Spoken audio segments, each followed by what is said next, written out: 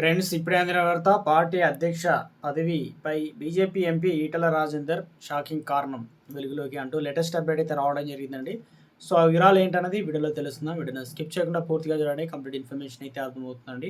Video ఇంకేమైనా సరే మన ఛానల్ సబ్స్క్రైబ్ చేయకుండా వస్తున్నట్లయితే వెంటనే మన ఛానల్ సబ్స్క్రైబ్ చేసుకోండి.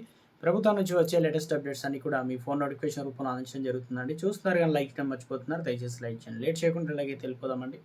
తెలంగాణ రాజకీయాల్లో పరిణామాలు శరవేగంగా మారుతున్నాయి. బీజేపీలో రాష్ట్ర అధ్యక్ష ఎన్నికలు ఆ పార్టీలో చీలిక తెచ్చేలా ఉంది.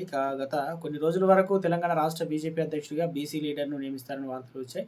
కానీ అనూహ్యంగా ఇప్పుడు రామచంద్రరావు పేరును పార్టీ ఖరారు చేసి దాదాపు ఈటల రాజేందర్ బీజేపీకి సారథ్యం వహిస్తారని గత కొన్ని రోజులుగా ప్రచారం జరుగుతుంది. అయితే బీఆర్ఎస్ నుంచి ఆ పార్టీలోకి వచ్చిన కొన్ని రోజుల్లోనే ఈటల బీజేపీలో మంచి పేరు ప్రతిష్టలు తెచ్చుకున్నారు. ఆయన కమలదళం అధిపతిగా తెలంగాణలో మారతారని బీజేపీలో పార్టీలో కొందరు కార్యకర్తలు కూడా భావించారు. అయితే ఆయనకు ఆ ఛాన్స్ ఇవ్వలేదు. అధిష్టానం ఎంపీ ఈటల రాజేందర్ బీజేపీ పగ్గాలు అందినట్టే అంది చేజారిపోయాయి. బీజేపీ అధ్యక్ష బాధ్యతలు ఈటలను 2 అంశాలు దూరం చేసినట్టు చెప్పుకోవచ్చు. ఒకటి కాళేశ్వరం ప్రాజెక్టు ఆయన స్టేట్మెంట్.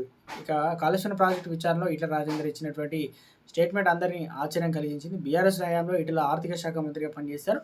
కాళేశ్వరం కమిషన్ ముందు ఆయన మంత్రివర్గం అనుమతితోనే ప్రాజెక్టు నిర్మాణం జరిగిందని చెప్పారు. కాళేశ్వరం తెలంగాణకు నష్టం కాదని అన్నారు. 100% కాళేశ్వరం నుంచి ప్రాజెక్టులని చెప్పుకొచ్చారు. బీజేపీ నాయకులు కాళేశ్వరం అవినీతి జరిగిందని ఆరోపిస్తున్నారు. ప్రాజెక్టు రాష్ట్రానికి భారం అని వాదిస్తున్నారు. వారికి విరుద్ధంగా ఈటల రాజేందర్ మాత్రం ప్రాజెక్టులో ఎలాంటి అక్రమాలు జరగలేదని చెప్పారు.